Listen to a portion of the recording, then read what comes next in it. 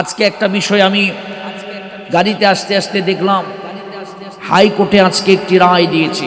হাইকোর্টের রায় হলো দ্বিতীয় বিবাহ করার জন্য প্রথম স্ত্রীর অনুমতি গ্রহণ করা লাগবে না।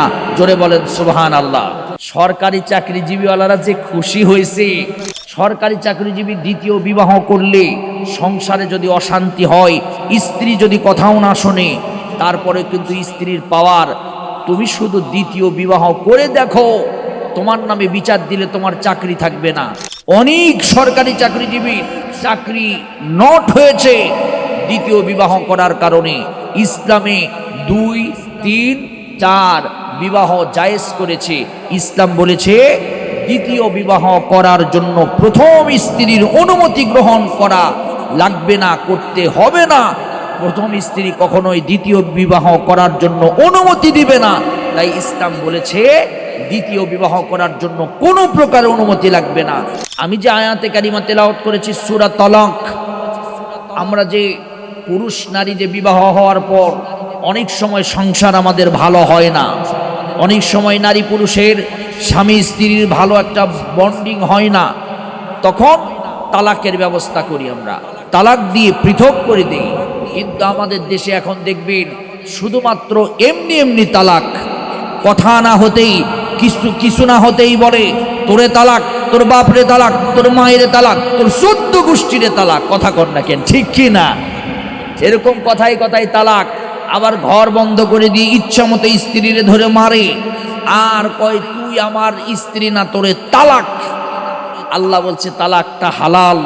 নবী বলেছে সবচাইতে হালাল কাজের ভিতরে সবচাইতে নিম্ন কাজ হচ্ছে তালাক প্রদান করা। যখন একবারে না হবে তখন তুমি বিচ্ছিন্ন করার ব্যবস্থা আল্লাহ করে দিয়েছেন। তাই নারীদের অধিকার, পুরুষদের অধিকার দেওয়ার জন্য আল্লাহ সূরা তালাক নাজিল করেছেন। চিৎকার দিয়ে বলেন সুবহানাল্লাহ।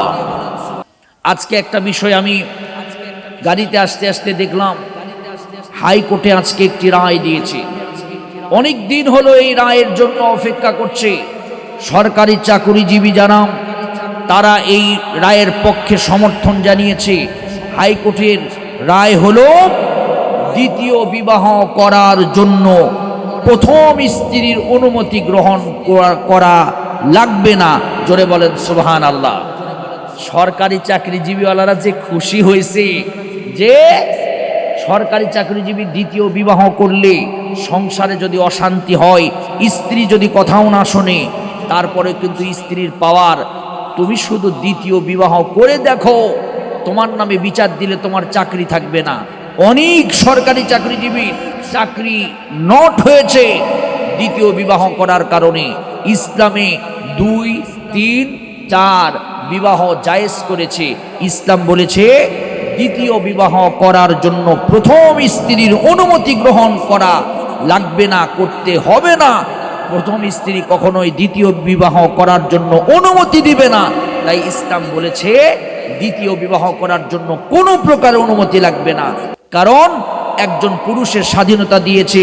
প্রথম স্ত্রী যদি তার ভালো না লাগে, প্রথম স্ত্রী দিয়ে যদি তার শারীরিক চাহিদা কিংবা অন্য কোনো চাহিদা না মিটে, স্ত্রী দ্বিতীয়টা বিবাহ করবে। কিন্তু শোনো, 2 স্ত্রীর প্রতি উত্তম, সৎ এবং ন্যায় বিচার করতে হবে। দেখবেন আমাদের দেশে দ্বিতীয় বিবাহ করার পর প্রথম স্ত্রীর আর কোনো খোঁজ রাখে? জোরে বলেন, রাখে? আল্লাহ বলেছেন মাসনা ওয়া সুলাসা ওয়া রুবা ওয়া ইন খিফতুম আল্লা তা'দিলু ফাওয়াহিদাতান। যদি তুমি ন্যায় বিচার না করতে পারো, একটা বিবাহই করো। আমাদের আজকে বাংলাদেশে কোরআনের আইনটা বাস্তবায়ন করে হাইকোর্টে আমার ভাইয়েরা রায় দিয়েছে। আমাদের বাংলাদেশে যদি কোরআনের আইনের পক্ষে সব বিচারগুলো হাইকোর্ট থেকে রায় দিত, আমার দেশ তো সুন্দর এবং শান্তির দেশ। আওয়াজ তুলে বলেন সুবহানাল্লাহ। জোরে বলেন তো, কোরআনের আইনের ভিতরে শান্তি আছে না নাই? আরো জোরে বলেন, আছে না নাই? কোন আইন আল্লাহ বান্দার জন্য চাপিয়ে দেননি। সব আইনকে আল্লাহ বান্দার উপকারের জন্য দিয়েছেন।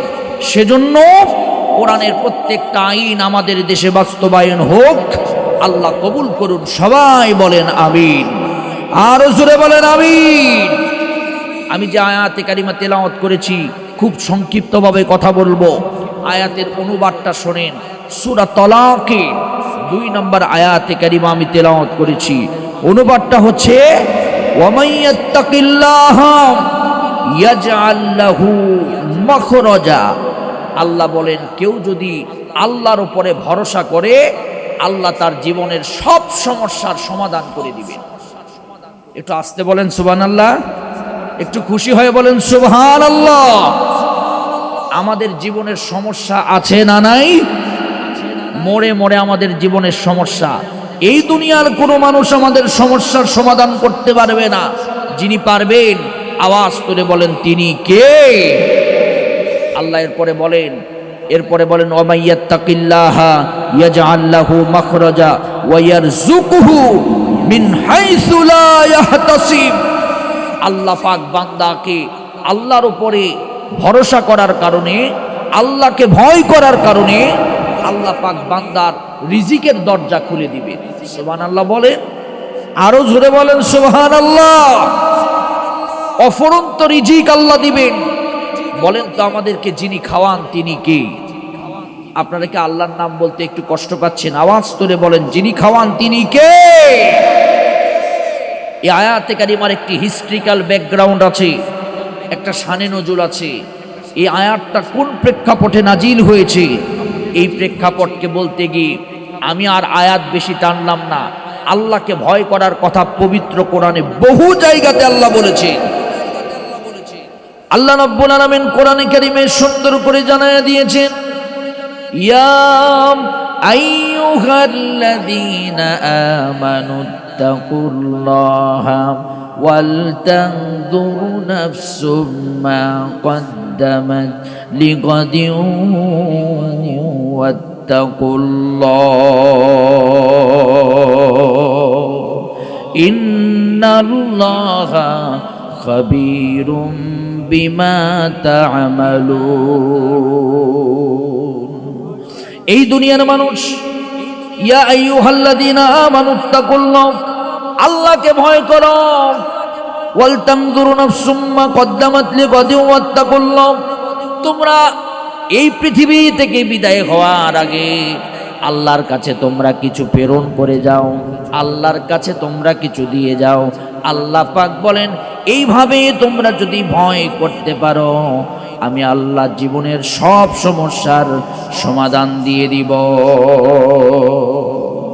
আল্লাহ রাব্বুল আলামিন আরো বলেন, হে বান্দা শোনো, ওয়াত্তাকু ইয়াওমা তুরজাউনা ফীহি ইলাল্লাহ, তোমরা ওই দিনের জন্য ভয় করো, হিসাব দেওয়ার অপেক্ষার জন্য তোমরা ভয় করো। কিয়ামতের ময়দানে তোমাদের প্রত্যেকটা কৃত কর্মের হিসাব দিতে হবে, সেই দিনকে তোমরা ভয় করো। আমি যে আয়াতে কারিমা তেলাওয়াত করেছি খুব মনোযোগ দিয়ে শোনেন। এই ধরনের আলোচনা আপনারা আমার মুখ থেকে অন্তত এই এলাকায় শোনেননি। আজকে আমি নতুন আলোচনা করব তাফসীরের ভিতরে আয়াতে কারিমার ব্যাখ্যায়। তাফসীর কারকেরা সুন্দর করে লিখেছেন, আমার ভাইয়েরা, মক্কার যেমন একজন অমর ছিল, সাহসী একজন অমর। মক্কায় হযরতে ওমর ইসলাম যখন কবুল করেছিলেন, হযরত ওমর এত সাহসী, আবু জেহেলের সামনে গিয়ে বলেছিলেন নারাই তাকবীর। আবু জেহেল ভয়ে ওমরের সামনে এসে তরবারি ধরেন নাই। হযরত ওমর বলেছেন আজকে ইসলামের আওয়াজ আমি মক্কায় ছড়িয়ে দিব, কারো যদি সাহস থাকে আমার তরবারির সামনে দাঁড়ায় যাও, তাকে আমি দুনিয়াতে ছেড়ে বিদায় করব। আল্লাহ ছাড়া অন্য কোনো আওয়াজ এই মক্কার জমিনে চলবে না। হযরত ওমর জোর করে আযান দিয়েছিলেন। হযরত ওমর প্রকাশ্য কোরআনে কারীমের আওয়াজ তুলেছিলেন মক্কার জমিনে। হযরত ওমর ওই কাবার বারান্দায় তাকবীরের আওয়াজ দিয়েছিলেন। ওমরের মতো একজন সাহসী, আমার ভাইয়েরা, সাহসী মানুষ আমাদের দেশেও এখন দরকার, যে বাতিলের সামনে দাঁড়িয়ে ইসলাম দিয়া এই সমাজ চালাবে, এইরকম একটি রাষ্ট্রপ্রধান আমাদের দেশে দরকার। কথা বলেন ঠিক কিনা?